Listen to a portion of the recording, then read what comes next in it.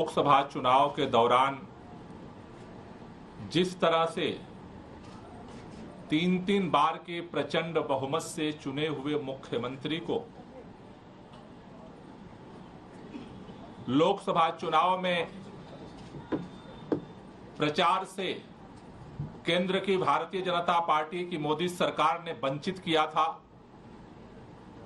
आज सर्वोच्च न्यायालय ने इस देश से मोहब्बत करने वाले, संविधान से मोहब्बत करने वाले, लोकतंत्र से मोहब्बत करने वाले के दिलों में एक उम्मीद की किरण जगाई है।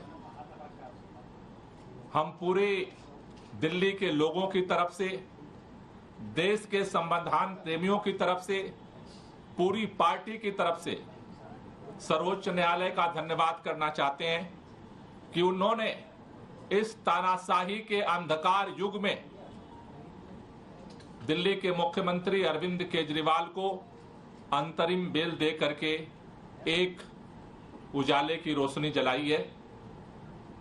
आज पूरी दिल्ली ही नहीं, पूरा देश खुश है, इस बात से प्रफुल्लित है कि इन विपरीत परिस्थितियों में भी भारत के अंदर हमारे स्वतंत्रता संग्राम सेनानियों के कुर्बानी के दम पर जो संविधान मिला, लोकतंत्र के जो अलग अलग स्तंभ बने, आज भी इस तानाशाही के अंधकार युग में भी अपनी भूमिका को निभाए हैं। इसके लिए तहे दिल से बहुत बहुत शुक्रिया।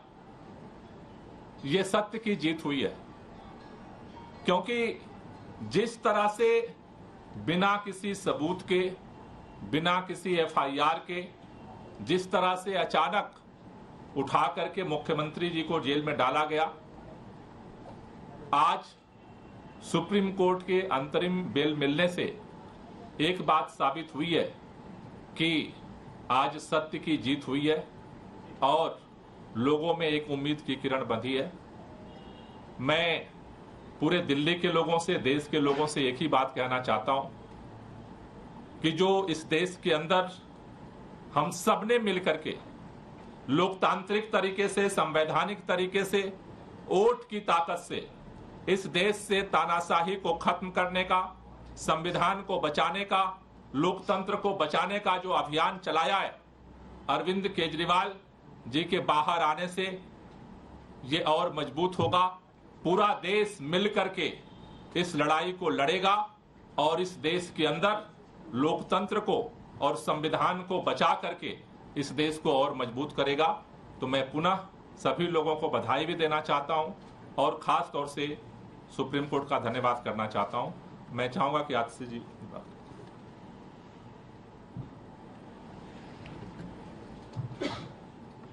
आज जो सुप्रीम कोर्ट का फैसला आया है, इस फैसले से सिर्फ अरविंद केजरीवाल जी को अंतरिम जमानत नहीं मिली, इस फैसले से सत्य की विजय हुई है, इस फैसले से लोकतंत्र की विजय हुई है, इस फैसले से देश के संविधान की विजय हुई है।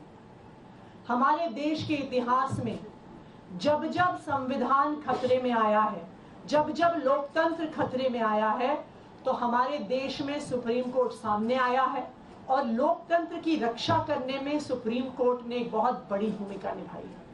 आज भी अरविंद केजरीवाल जी को अंतरिम जमानत देकर, अरविंद केजरीवाल जी को चुनाव में प्रचार में आने के लिए जमानत जो सुप्रीम कोर्ट ने दी है, इस फैसले से लोकतंत्र की रक्षा होगी, क्योंकि इस देश में लोकतंत्र हमारे देश का सबसे बड़ा सिद्धांत है। लोकतंत्र में चुनाव, फ्री एंड फेयर इलेक्शंस हमारे संविधान की नींव है कि हर व्यक्ति को बराबरी का अधिकार है चुनने का। आज इस देश में एक तानाशाही की सरकार है, एक सरकार जो विपक्ष को खत्म करने की कोशिश कर रही है, एक सरकार जो लोकतंत्र को खत्म करने की कोशिश कर रही है और एक सरकार जो आज देश के संविधान को खत्म करने की कोशिश कर रही है। लेकिन इस तानाशाही का अंत होगा और 2024 के ही इस चुनाव में होगा। और मैं एक बार फिर सुप्रीम कोर्ट का धन्यवाद करना चाहती हूं, सामने आकर लोकतंत्र को बचाने के लिए, और मैं इस देश के लोगों से अपील करना चाहती हूं कि इस देश को, अपने लोकतंत्र को और अपने संविधान को बचाने के लिए ये आखिरी मौका है। इसलिए हम सब की जिम्मेदारी है कि हम सबको मिलकर अपनी वोट की ताकत से इस तानाशाही को खत्म करना है। धन्यवाद। सौरभ।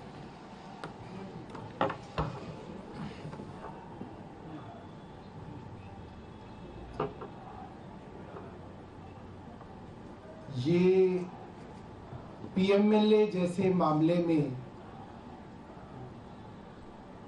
जिसमें केंद्र की पूरी सरकार, उनकी पूरी आर्टिलरी, पूरी मशीनरी एक मुख्यमंत्री को जेल में रखना चाह रही थी, और ऐसे मामलों में जहां पे महीनों महीनों बिना सबूतों के लोगों को जेल में रखा गया, उनकी इंटरिम बेल 40 दिन में होना, मुझे लगता है कि कोई चमत्कार से बड़ा ही कुछ है। और ये सुप्रीम कोर्ट के माध्यम से, मेरा मानना है, ऊपर वाले का एक इशारा है, ऊपर ईश्वर का इशारा है कि जो भारत में चल रहा है उसमें बदलाव आना जरूरी है। और मेरा मन कहता है कि ये अपने भक्त अरविंद केजरीवाल जी के लिए बजरंग बली हनुमान जी का आशीर्वाद है कि एक चमत्कार की तरह आज वो जेल से बाहर आएंगे। और मुझे लगता है कि इसका बड़ा मकसद है, ये कोई साधारण बात नहीं है, ये बहुत असाधारण बात है जो हो रही है। और एक बड़े मकसद के लिए अरविंद केजरीवाल जी जेल से बाहर आ रहे हैं, और आपको कुछ दिनों के अंदर दिखेगा कि देश के अंदर अब बड़े बदलाव इनकी रिहाई के साथ दिखने लगेंगे। बहुत बहुत धन्यवाद।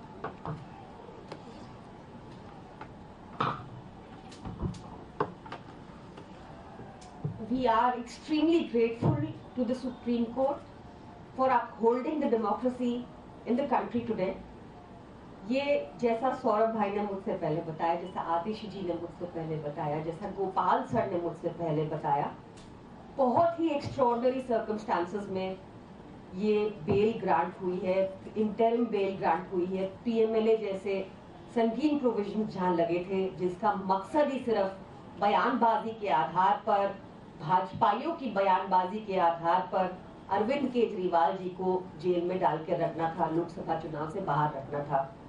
Like Atish ji said before me, ये लास्ट मौका है to save democracy, and we call upon the citizens, we call upon the media, we call upon all of you to ensure कि हम भी इस बार डेमोक्रेसी को अपहेल्ड करें और लगातार देश में, इंडिया में डेमोक्रेसी बनी रहे, इसका पूरा प्रयास करें। Thank you.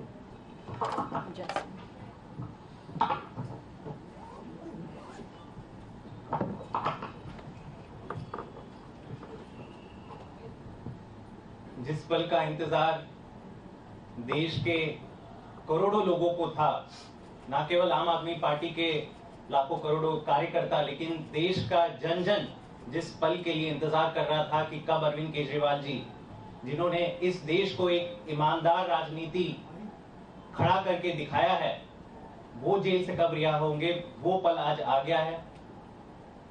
इसमें केवल सत्यमेव जयते सबसे सटीक बैठता है। हम शुरुआत से कह रहे थे कि आप झूठ के कितने बड़े पुलिंदे खड़े कर करके 2 साल से झूठ पे झूठ आप एक केस खड़ा कर रहे हो। देश के इतिहास में ऐसा कभी नहीं हुआ, इतना बड़ा राजनीतिक षड्यंत्र। एक नई पार्टी जिसको भाजपा खुद कहती है सुपारी जितनी पार्टी, लेकिन देश की सभी संस्थाएं, सीबीआई, ईडी, आईटी, सब कुछ आम आदमी पार्टी के पीछे आपने छोड़ दिया।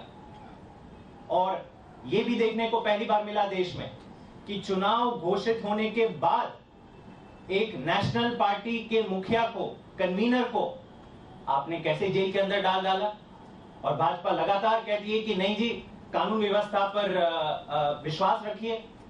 तो आज जो हम पहले से कहते आ रहे हैं कि हमें देश की कानून व्यवस्था पर पूरा विश्वास है, और आज जो फैसला सुप्रीम कोर्ट ने दिया है वो बहुत बड़ा ऐतिहासिक फैसला है। ये संकेत है कि कहीं ना कहीं देश के लोकतंत्र के साथ खिलवाड़ हो रहा है, और अब जितना समय ये 2024 के चुनाव में रह गए हैं, मुझे लगता है सही मायने में आज से 2024 का लोकसभा चुनाव शुरू होगा।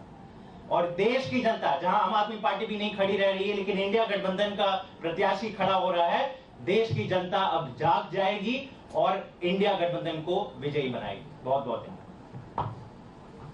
Thank you.